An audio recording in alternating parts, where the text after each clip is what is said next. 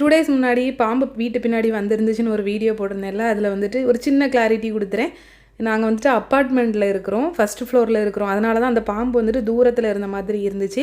இன்னொன்று என்னென்னா, எங்கள் அப்பார்ட்மெண்ட்டுக்கும் அந்த பாம்பு இருந்த இடத்துக்கும் நடுசில் வந்து ஒரு காம்பவுண்ட் மட்டும்தான் இருக்குது.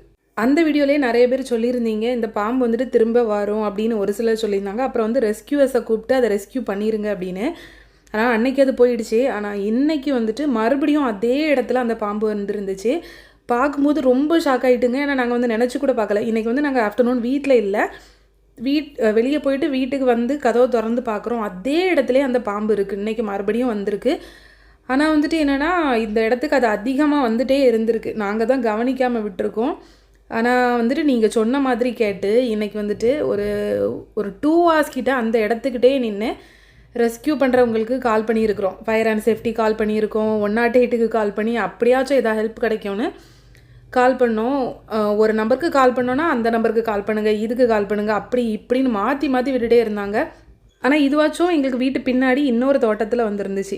ஒருவேளை அந்த காம்பவுண்ட் இல்லை அப்படின்னா எங்கள் வீடு தான் இருக்குது அப்படின்னு நினைக்கும் போது ரொம்ப கஷ்டம். அவ்வளோ நேரம் ட்ரை பண்ணியிருக்கோம், ஆனால் ரெஸ்கியூ பண்ணுறதுக்கு யாருமே வரவே இல்லை.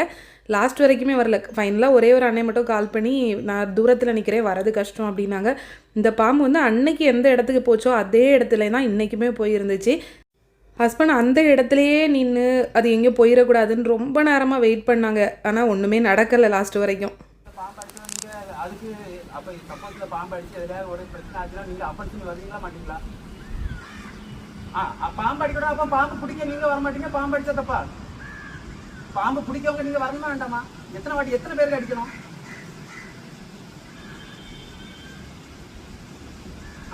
இந்த பாம்பு இன்னும் ஒரு 100 வாட்டி வந்தனாலும் எதுவும் பண்ண முடியாது.